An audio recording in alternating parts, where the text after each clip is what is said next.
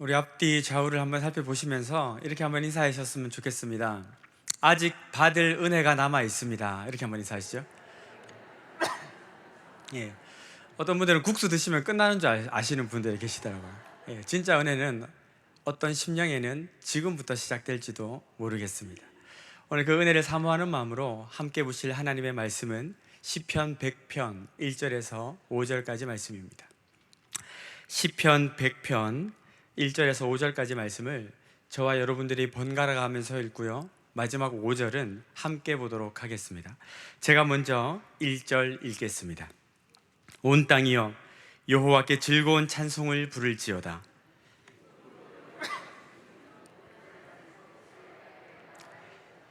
여호와가 우리 하나님이신 줄 너희는 알지어다. 그는 우리를 지으신 이요 우리는 그의 것이니 그의 백성이요 그의 기르시는 양이로다.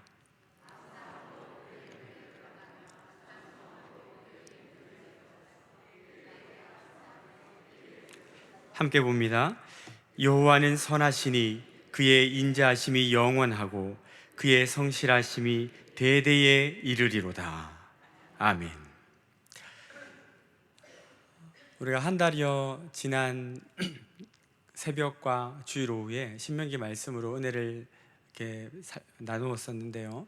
오늘부터 4일간은 잠시 시편 말씀으로 매일 성경 본문이 구성이 되어 있습니다.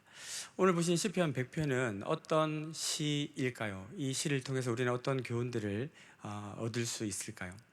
2절을 보면 그의 앞에 나아갈지어다 라고 이야기하고요, 4절을 보면 그의 문에 들어가며 또 그의 궁정에 들어가서 라고 기록이 되어 있습니다.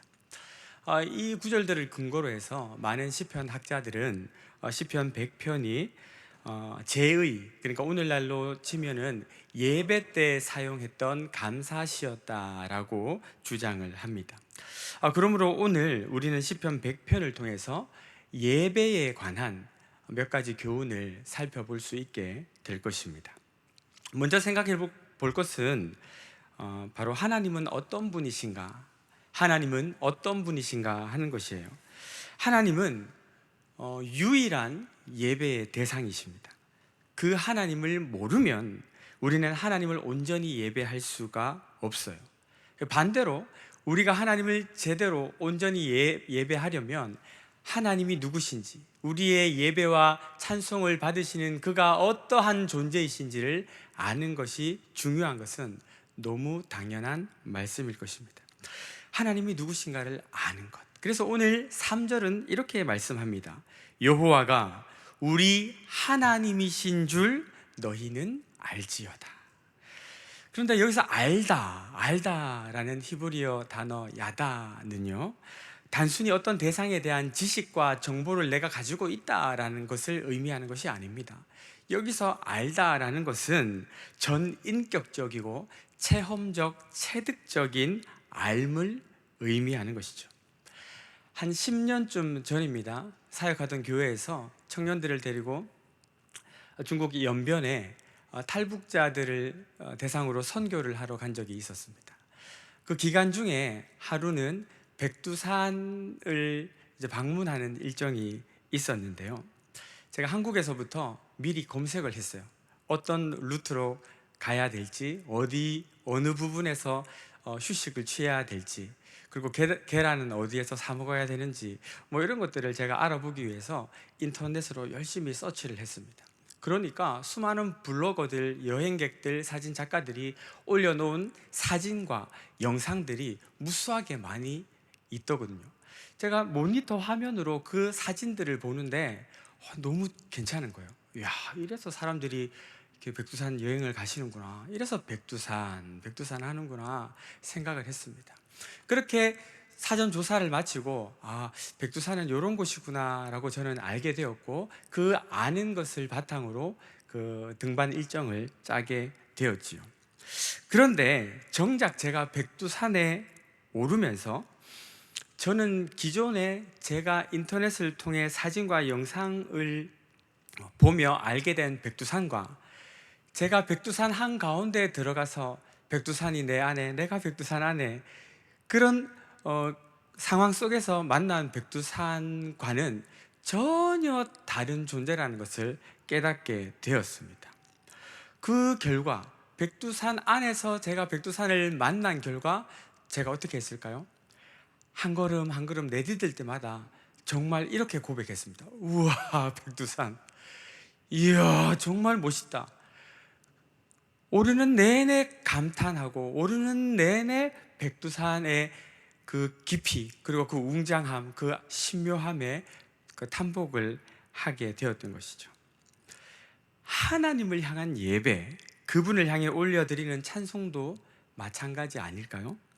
예배와 찬양 받기에 합당하신 유일하신 하나님을 우리가 제대로 알고 온전히 만나게 될 때, 우리는 그분을 향해 더 깊은 찬양의 고백을 올려드릴 수가 있게 되는 것이죠.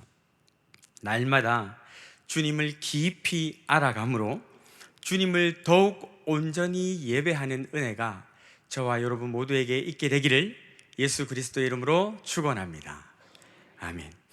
네, 그렇다면 하나님은 어떤 분이실까요? 여러 가지로 설명할 수 있겠지만 오늘 시편 말씀을 통해서 알 수 있는 것은 바로 하나님은 온 땅의 주인이시다라는 것입니다. 본문 1절 말씀인데요, 1절 말씀을 한번 함께 읽어보겠습니다. 시작. 네, 여기서 시편 저자는 온 땅을 향해 여호와 하나님을 예배하라 라고 외치고 있어요. 여기서 온 땅 할 때 땅에 해당하는 히브리어 단어 에레츠 또 혹은 헤레츠는요, 단순히 어떤 땅, 토지, 영토, 지구, 그것을 의미하는 것만은 아닙니다. 여기서 말하는 에레츠, 땅은요, 온 나라, 온 민족, 그리고 하나님이 지으신 모든 피조 세계를 포괄하는 표현 방식이라고 볼 수가 있어요. 그러니까 시인은 지금 뭐라고 이야기하는 겁니까? 존재하는 모든 것들아, 이곳에 거하고 존재해 있는 모든 것들아, 너희는 하나님을 찬양해라, 그렇게 이야기하고 있다는 거예요. 그렇다면 시인이 온 땅을 향해서 하나님을 찬양하라 라고 이야기한 이유가 무엇일까요? 그것은 바로 하나님이 온 땅의 주인이시기 때문입니다. 지은 것이 하나도 그가 없이는 된 것이 없어요. 만약 무언가가 있고 누군가가 존재한다면 그것은 틀림없이 하나님이 있게 하시고 존재하게 만드셨기 때문에 그리 된 것이지, 하나님 이외에 그 어떤 것도 그 누구도 스스로 존재할 수는 없는 것입니다. 모든 것을 하나님이 지으시고 만드셨어요. 그렇기 때문에 하나님은 모든 것의 하나님이시며 모든 것을 통해서 영광과 찬송을 받으시기 합당하신 분이다라는 것입니다. 그런데 하나님은요, 기독교인만을 만들었다라고 생각하시는 분들이 간혹 계세요. 여러분, 하나님은 기독교인만 만든 것이 아닙니다. 하나님은 모든 사람, 모든 만물의 창조자세요. 불교인은 부처가 만들고 이슬람 교인은 알라가 만들었습니까? 무신론자들은 우연히 반복적인 세포 분열과 진화를 통해서 만들어졌습니까? 아닙니다. 다시 말씀드립니다만 모든 사람, 모든 세계를 하나님이 만드셨어요. 그러므로 하나님은 과연 온 땅의 하나님이시며 온 땅은 하나님을 찬양할 이유가 충분히 있다라는 것입니다. 그런데 이 당연하게 들리는 말, 하나님이 모든 것을 만드시고 모든 것을 지으셨어, 하나님은 온 땅의 하나님이셔, 그러므로 온 땅은 하나님을 예배해야 돼, 이 당연해 보이고 당연하게 들리는 이 명령이 이 시를 처음 들었던 독자들에게는요, 적잖은 충격으로 다가왔을 것입니다. 왜 그렇습니까? 바로 그들에게는 선민사상이라는 것이 있었기 때문입니다. 잘 아시다시피 선민사상이라는 것은 신이 특정한 국가나 민족을 구원하기 위해서 그 대상을 선택했다라는 사상 아닙니까? 이 선민사상이 있으면요, 그 선민사상 울타리 안에 있는 부족이나 민족, 국가는 내부 결속이나 단결이 너무 잘 되겠지요. 생각해 보십시오. 너도 선택받았어? 나도 선택받았는데. 야, 우리 잘해보자. 선택받은 사람들 지네끼리 노니까 얼마나 재밌겠어요. 그런데 이 선민 사상에는요, 치명적인 문제가 있습니다. 그게 뭐냐 하면 바로 나만 우월해, 우리만 우월해, 민족 우월 의식, 그리고 그로 말미암은 타 문화권과 타 민족에 대한 차별과 폭력성이 나타나게 된다라는 것이죠. 사실 중국의 중화 사상, 또 나치즘, 히틀러의 나치즘, 그리고 일본의 천황 숭배 등도 그 뿌리를 다 살펴보면 뭐가 있습니까? 선민 사상이 있습니다.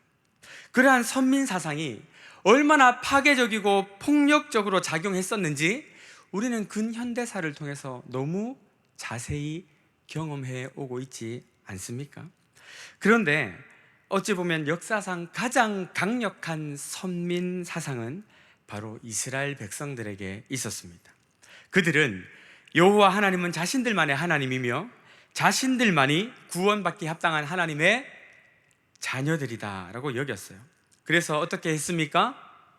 그들은 이방인을 무시하고 심지어 이방인을 개로 취급했습니다.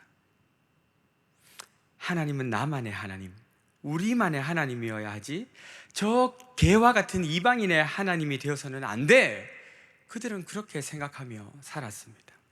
그런 이스라엘 백성, 그렇게 민족 우월주의, 선민 사상으로 똘똘 뭉쳐있던 이스라엘 백성에게 시편 저자는 외치고 있습니다.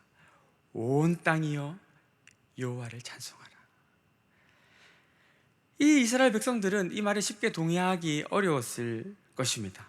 뭐라고? 온 땅? 아니, 하나님은 우리만 찬양할 수 있는 분 아닌가? 택함 받은 거룩한 민족인 우리 선민들만 하나님을 예배할 수 있는 거 아니야?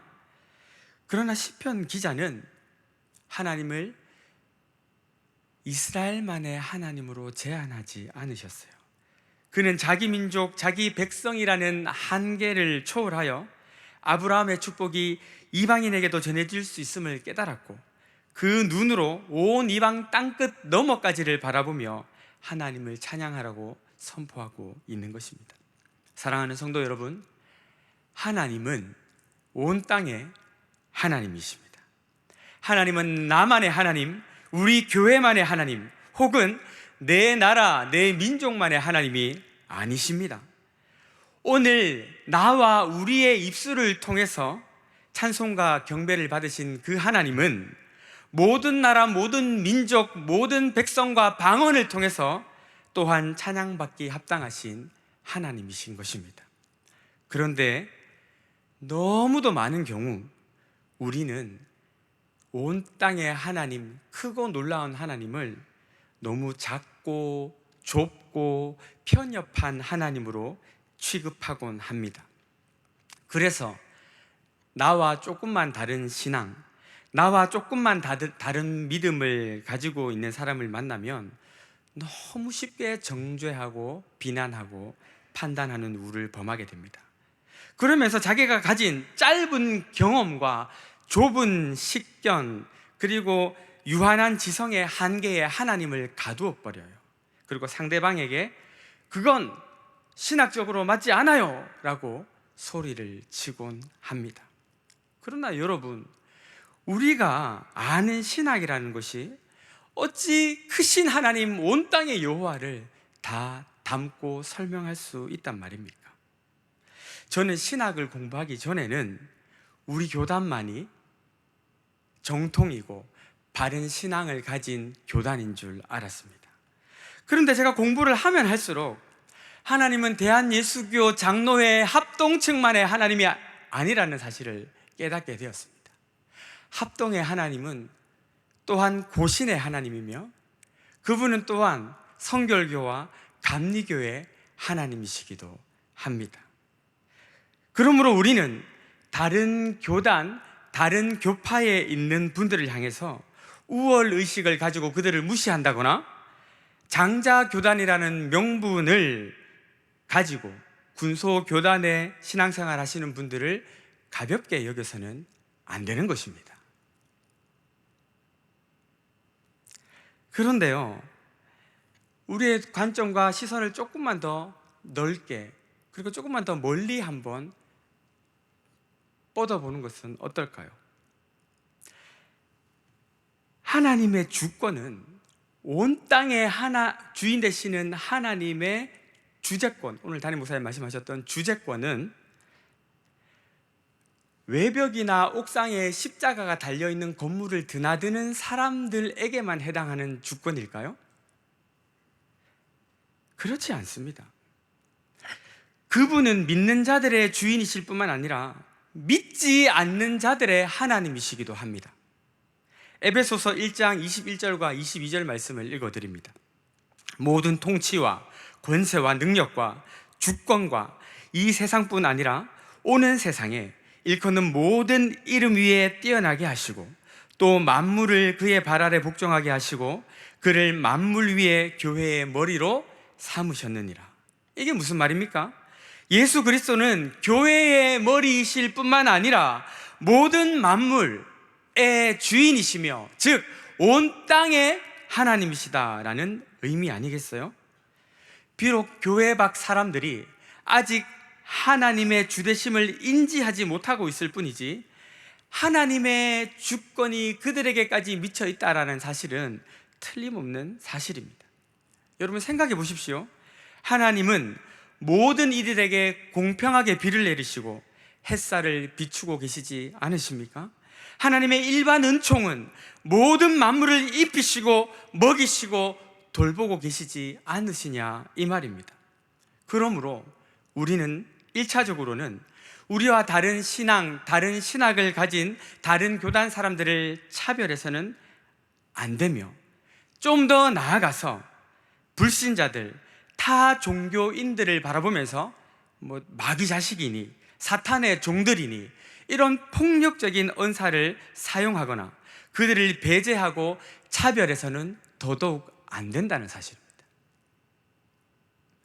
이제 명절이 되면 제사 문제로, 우상 앞에 절하고 그 앞에 바쳐진 음식을 먹는 문제로 고민하고 또 힘겨워하는 분들이 이렇게 성도들 중에 많이 계시지 않겠습니까? 저도 그랬습니다. 하루가 멀다 하고 지내는 제사들, 그 수많은 제사들을 믿음으로 극복하고, 제가 한 번은요 기도를 빡세게 하고 이 제사상을 한번 엎어버릴까? 아세라 상을 쳤던 구약의 선지자들처럼 내가 제사상 한번 밟아버려? 이런 생각을 했던 적이 있습니다.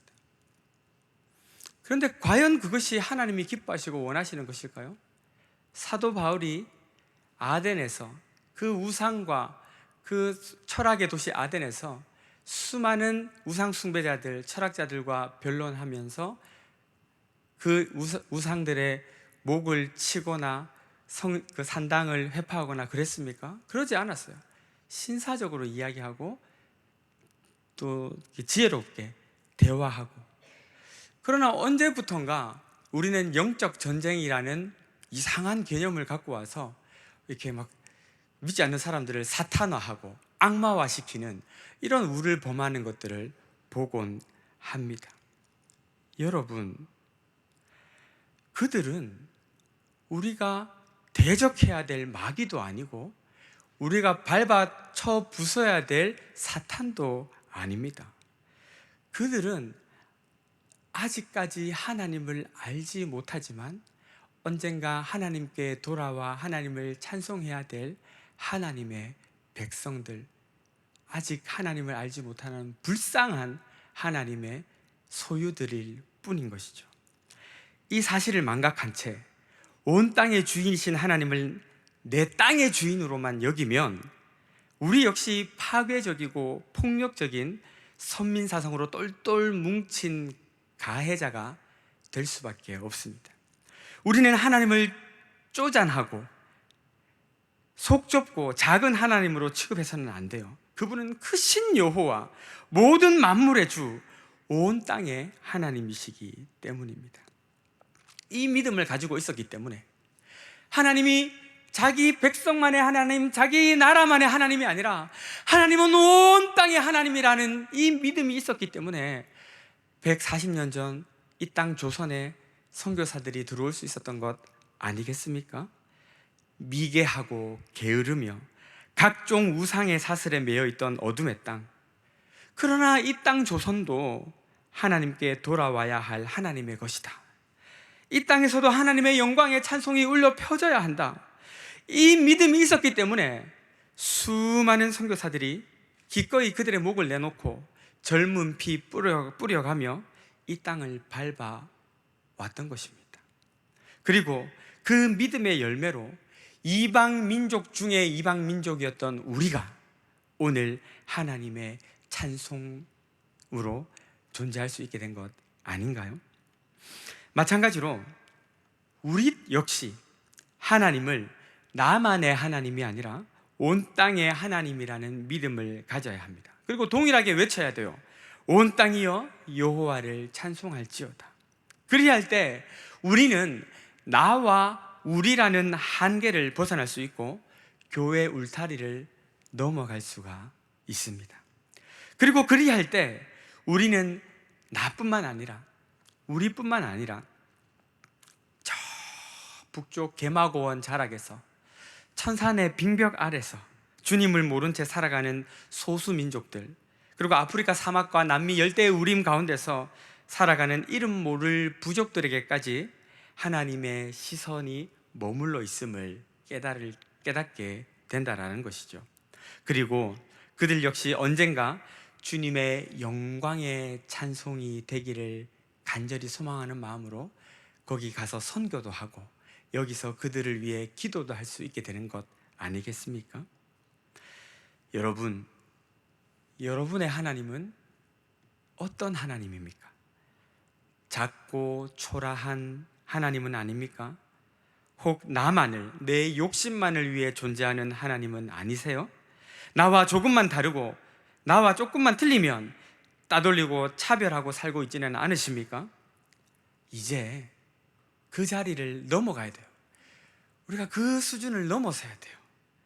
크고 놀라우시며 온 땅의 주인 되시는 하나님을 바로 알고 바로 믿으며 배제와 폭력의 사람이 아니라 포용과 평화의 사도로 주께 귀히 쓰임받는 저와 여러분 모두가 되시기를 예수 그리스도의 이름으로 축원합니다.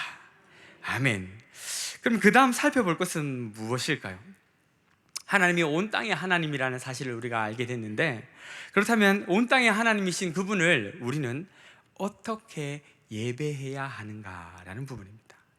하나님을 우리는 어떻게 예배해야 하는가? 이 부분은 담임 목사님의 시편 강해를 통해서 우리가 꾸준히 들어왔기 때문에 간략하게만 살펴보도록 하겠습니다. 우리는 온 땅의 주인이신 하나님을 어떻게 예배해야 할까요? 한 절씩 살펴보면 먼저 1절입니다. 여호와께 즐거이 부를지어다. 여기서 즐거이 부른다라는 것은요, 장군이 전쟁에서 승리하고 돌아올 때 혹은 왕의 행차가 지나갈 때 큰 소리로 백성들이 외치고 환호하는 장면을 묘사하고 있는 것입니다. 그 웅장함, 그 어떤 소란스러움이 느껴지십니까? 전쟁에서 돌아온 개선 장군을 맞이하는 백성들의 환호 소리, 왕이 지나갈 때 그 행차를 향해 소리치는 백성들의 그 함성 소리. 그런데 오늘 본문은 그렇게 하나님을 찬양하라라고 이야기하고 있어요. 간혹 이런 분들이 계세요. 잔잔하고 고요한 찬양을 아주 거룩하게 불러야 그게 진짜 찬양이고, 막 손뼉치고 박수치고 기뻐 뛰며 춤추고 이런 것은 경박스럽고 천한 그런 어떤 찬양이라고 생각하는 그런 경향을 가진 분들이 계십니다. 그런데 여러분 생각해 보십시오. 아까도 말씀드린 것처럼 왕이 행차하는데, 당시에 왕이 행차하면요, 어떤 그 죄수들은 사면을 받고 또 이제 백성들은 떡과 고기 혹은 술 뭐 이런 것들이 제공을 받게 되고, 또 그 지역의 문제들, 또 고질적으로 해결되지 않았던 여러 가지 어떤 어려움들을 왕이 와서 또 해결도 해주고 뭐 이런 일들이 있었거든요. 그러니까 왕이 지나가면 이게 소리를 지를 수밖에 없는 것이죠. 그리고 생각해 보세요. 우리가 축구 대표 월드컵 뭐 이런 대표팀이 그 우승만 4강만 진출해서 공항 게이트에 들어와도 그거 환영한다고 인파가 구름대처럼 모이고 막 소리 지르고 막 이렇게 그러지 않습니까? 하물며 온 땅의 하나님이 만유의 주시오 만왕의 왕이신 그 주께서 주님 앞에 우리가 예배할 때 어찌 우리가 잠잠하리? 우리가 어찌 잠잠하리? 백두산 가보니까 잠잠할 수 없더라고요. 그 안에서 감탄밖에 할 게 없어요. 우와, 백두산. 우리가 하나님 안에 온전히 거할 때, 그 하나님이 온 땅의 여호와이심을 우리가 깨닫고 그분을 정확하게 정직하게 만날 때, 우리는 즐거이 그분을 향해 외치며 소리 높여 그분을 찬양할 수가 있게 된다라는 것입니다.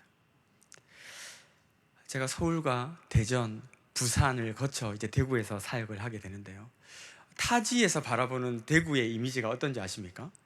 아주 점잖하고 양반들만 모여 계신, 심지어 교회 안에도 양반들만 계셔가지고 어떤 분들은 하나님보다 더 거룩하셔가지고 박수 치면 지옥 가는 줄 알고 뭐 이렇게 그런 분들도 계시고, 그래도 우리 교회는 찬양 시간이 아주 이렇게 많이 열려 계셔서 너무 감사하고 다행스러운데, 우리가 좀 더 자유롭게 주님 안에서 주님을 노래하고 그 크신 하나님을 그 이름에 합당하게 경배할 수 있다면 우리의 예배를 통해 부어지는 은혜의 지수는 날마다 높아지게 될 것입니다. 다음 2절입니다. 온 땅의 주인이신 하나님을 우리는 어떻게 예배해야 합니까? 바로 기쁨으로 여호와를 섬기며 라고 이야기해요. 여기서 섬기며 할 때 섬긴다라는 말이 곧 예배한다는 것이거든요. 기쁨으로 예배한다. 그러니까 이 말은 생동감 넘치고 환희가 가득한 그런 예배를 드리는 것을 의미합니다. 부족한 저에게 하나님이 기회를 주셔서 지금까지 여러 집회들을 인도하러 나름 많이 다녔습니다. 근데 다니다 보면 진짜 분위기들이 많이 달라요. 어떤 곳은 가면 이미 막 그 눈이 반짝반짝해요. 찬양할 때부터 이미 제가 따로 설교를 안 해도 이미 게임이 게임이라는 표현은 좀 그런가요? 이미 어떤 하나님의 역사가 종결된 것 같은 그런 어떤 이렇게 현장을 가볼 때가 있습니다. 작년 여름에도 제가 대전에 있던 어떤 청소년 집회를 갔는데 이미 주차장에 차를 세우는데 제가 은혜가 되더라고요. 주차장에 차를 세우면서 이미 제가 여기는 끝났다, 여기는 이제 오늘 이미 끝났네, 이미 승리됐네. 근데 반면에 어떤 곳은 가면요, 마치 아직 하나님의 창조 역사도 시작되지 않은 것 같은 고요와 적막, 때로는 얼만큼 설교하나 보자라는 어떤 심판들 앞에서 제가 이렇게 설교하고 있는 그런 느낌을 받을 때도 있기도 합니다. 그런 데서 집회를 하면요, 이 숨이 턱 막혀요. 여러분의 예배는 어떠십니까? 예배의 기쁨이 사라지고 습관과 혹은 사람들의 시선에 매여서 드리는 예배의 횟수가 늘어나면 늘어날수록 우리의 영혼은 점점 메말라 갈 것입니다. 반면에 기쁨으로 여호와를 예배하는 자들은 그 배에서 생수의 강이 터져 나오게 되는 것이죠. 다시 한번 여쭙습니다. 여러분의 예배는 어떻습니까? 습관을 따라 억지로 드리는 예배입니까? 친한 집사님하고 어떤 의리로 남아있는 예배의 자리는 아닙니까? 기쁨과 생동감 넘치는 예배, 다시 그 뜨거운 예배의 현장이 여러분 각인에게 회복될 수 있게 되기를 예수님의 이름으로 축원합니다. 마지막으로 우리는 어떻게 하나님을 예배해야 합니까? 바로 감사함으로 하나님을 예배해야 합니다. 4절입니다. 우리 4절 말씀 함께 한번 보도록 하겠습니다. 시작.